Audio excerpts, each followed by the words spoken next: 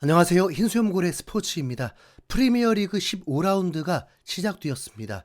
토트넘은 일요일에서 월요일 넘어가는 새벽 1시 30분 경기인데요. 그 사이에 먼저 치러지는 경기들이 있었습니다. 가장 먼저는 토트넘과 별로 상관이 없는 경기, 머지사이드 더비라 불리는 에버턴 대 리버풀의 경기가 있었습니다. 리버풀이 잃어버린 승점을 다시 찾을 기회였는데 에버튼은 홈경기였는데 그곳이 바다 근처이기도 하고 강풍이 심하게 불면서 시에서 경기를 취소시켰습니다. 이러면 리버풀 입장에서는 변수가 생기죠. 언젠가 주중 경기로 치러져야 하니까 에버턴이 유리해지게 됩니다. 아닌가? 리버풀은 본래 주중 경기라고 해도 로테이션 돌려도 강한데 에버턴은 주말 경기 후 주중 경기를 치르게 되면 더 전력이 떨어질 거라서 리버풀에게 더 수월할 수 있겠네요. 네.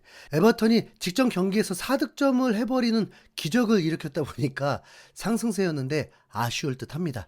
그리고 이제 이어서 전혀 예상할 수 없는 경기들이라고 했는데 그 일이 일어났습니다. 맨시티가 크리스탈 팰리스와의 원정 경기에서 2실점을 하면서 겨우 무승부를 거두고 승점 2점을 또 날려버렸습니다. 그리고 맨유는 아모림 체제에서 3연속 코너킥 실점이라는 불명예를 얻으면서 8만여 관중의 응원에도 힘을 받지 못하면서 2대3 패배를 당하고 말았습니다. 자, 우선 맨시티의 경기부터 전해드리도록 하겠습니다.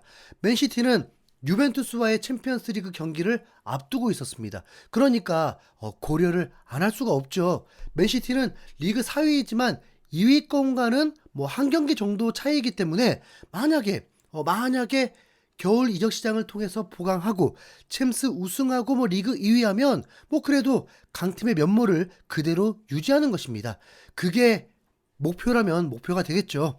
그래서 17위 크리스탈 팰리스를 상대로 도크와 그릴리시를 벤치에서 시작하게 하고 신의 윙어들 누네스와 사베뉴를 투입을 시켰습니다. 그러니까 토트넘으로 보면 존슨 오도베르를 출전시킨 겁니다.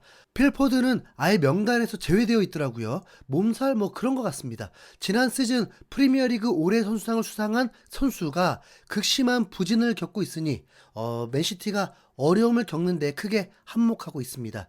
과리디올라의 판단에는 크리스탈 팰리스니까 뭐 이런 라인업을 구성했을 것입니다. 아칸지도 라인업에서 제외되어 있었습니다. 경기가 시작되고 단 3분 만에 크리스탈 팰리스의 선제골이 터집니다. 중원에서 행운의 볼 소유를 한 팰리스였는데 게임에서도 볼 수 없을 것 같은 기가 막힌 절묘한 횡패스가 그대로 연결되면서 맨시티 수비에 균열이 일어났고 곧바로 슈팅까지 이어지면서 크리스탈 팰리스가 앞서 나가게 됩니다. 워커가 조금만 더 앞에 있었다면 옵사이드였을 텐데 맨시티 시작부터 제대로 꼬였습니다. 곧바로 데브라이너가 밥상을 차려준 걸 혼란히 놓치면서 4경기 연속 득점에 실패할 분위기였습니다. 프리미어리그로 이적하자마자 모든 득점왕은 혼란이 차지할 것 같은 분위기였는데 현재는 살라가 앞서 있는 상황이었습니다. 그래도 맨시티의 저력은 알아줘야죠. 전반 30분에 누네즈의 크로스를 혼란이 갖다 대면서 동점골을 만들어냈습니다. 양팀은 서로 3일밖에 쉬지 못하고 경기를 했는데요. 경기는 의외로 팽팽했습니다. 맨시티가 뭐 압도했다고는 전혀 느껴지지 않았습니다. 점유율은 맨시티가 60%로 앞섰고 맨시티는 슈팅 7개 중에 2개의 유효슈팅을 기록했습니다. 후반전에도 양팀은 뭐 변화를 가져가지 않았습니다. 맨시티도 최강 면모의 컨디션은 아니었기 때문에 이미 이 경기가 어떻게 될지 모르겠더라고요. 후반 10분에 팰리스가 다시 역전을 시키면서 앞서 나가게 됩니다. 전반전 기가 막힌 스루 패스를 넣어줬던 선수가 코너킥에서도 예리하게 킥을 날리더니 갑자기 한 선수가 높이 뛰어올라서 완벽한 헤딩골을 넣어버린 것입니다. 호날두가 이적한 줄 알았어요. 네. 알고 보니 이번에 영입된 센터백인데 이 선수가 팰리스의 반더벤 같은 선수로 올 시즌 팬들에게 강렬한 인상을 심어주고 있었는데 이제 득점까지 터진 것입니다. 아마도 볼프스부르크에서 반더벤과 함께 센터백을 했던 선수였던 것 같습니다. 실제로 그렇더라고요. 2천만 유로가 안 되는 금액에 영입되었습니다. 이 선수의 헤딩골로 팰리스는 다시 승기를 잡게 되었습니다. 여러분 팰리스가 알고 보면 겁나게 강팀입니다. 이게 순위가 말이 안 돼요. 강팀을 다 만났는데도 실점이 굉장히 적고 무승부가 굉장히 많습니다. 우선 첼시하고도 비겼고요. 맨유하고도 무승부, 리버풀에게 겨우 1실점 패배, 토트넘을 이기고 아스톤 빌라와 1승 1무, 뉴캐슬에게도 무승부. 네. 이 정도 결과를 내는 팀이면 절대 만만하게 볼 수가 없는 거죠. 토트넘이 팰리스와의 경기에서 베스트 11을 가동하진 않았지만 어찌 보면 지나친 기대감이 불러온 패배일 뿐 충격패라고 볼 수는 없습니다.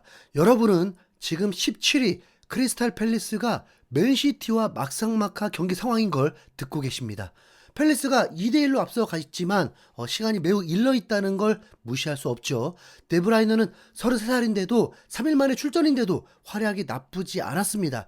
67분에 데브라이너가 반박자 빠른 기점 역할의 패스로 기회를 만들었고 침투했던 윙백으로 출전한 리코 루이스가 다시 동점을 만들었습니다. 로드리, 코바치치 부재 때문에 올 시즌만큼은 많은 기회를 얻고 있는데 이번엔 윙백으로 출전해서 드디어 올 시즌 첫 골을 넣게 되었습니다. 얘가 과리돌라 감독의 원픽 선수거든요. 3년 전에 17살에 맨시티 1군으로 등록된 선수입니다. 키가 170cm도 안 돼요. 네. 중요한 순간 이제 20살 된 선수가 동점골을 넣으면서 팀을 도왔다 보니까 점점 흥분하기 시작했습니다. 2분도 안 돼서 주심이 맨시티의 파울을 선언했는데 아니 본인이 파울한 것도 아닙니다. 근데 주심에게 적극적으로 항의를 하는 겁니다. 근데 그 항의가 지나쳐요. 주심이 갑자기 이 어린 놈의 자식이 감히 뭐 이러면서 옐로 카드를 줘버립니다. 이게 이렇게 큰 사태가 터질 줄은 몰랐을 거예요. 마치 득점을 하고 너무 기뻐서 뭐 유니폼을 벗어버리는 정도로 생각했나 봅니다. 맨시티는 패스로 주도는 했지만 공격이 제대로 풀리지 않고 있었습니다. 그래서 80분이 가까워지자 그릴리쉬와 도쿠도 투입을 했습니다. 양 팀은 당연히 뭐 무승부로 끝내고 싶지 않죠. 오히려 기대 득점은 팰리스가 더 높았습니다. 치열한 접전 상황에서 83분에 맨시티 공격이 끊기려고 하자 적극적으로 가담했는데 주심이 얘 진짜 용서가 안 됐는지 카드를 또 꺼내버리는 겁니다. 그리고 이제 바로 퇴장을 당해버렸습니다. 맨시티가 베스트 11에서 퇴장도 아니고 지금 상황에서 한 명이 빠지면 아니 어떻게 이깁니까? 맨시티는 거기다 이제 다음 경기 리코 루이스까지 빠진 상태에서 경기를 해야 합니다. 이게 진짜 환장할 노릇이죠. 네. 유벤투스를 상대하기 위해서 이탈리아를 다녀온 뒤에 맨유와의 더비 경기입니다. 맨시티 팬들은 그래도 원팀이더라고요. 팀을 믿고 있고 리코 루이스의 퇴장은 뭐 항소를 해야 한다는 입장입니다. 결국 이후에 맨시티는 아무것도 하지 못하고 승점 2점을 날려버리고 승점 1점을 챙기게 되었는데 팬들은 그래도 팀을 믿고 여전히 시즌이 많이 남았고 다시 일어설 수 있다고 믿는 분위기였습니다. 이 점은 솔직히 좀 부럽네요. 손흥민이 이끌고 있는 팀이 부진한 건 맞지만 그래도 좀 끝까지 함께 응원했으면 좋겠으니까요. 네. 다들 어디 가셨나요? 네. 그런데 뭐 솔직히 맨시티가 어떻게 강해질 수 있다는 건지 모르겠습니다.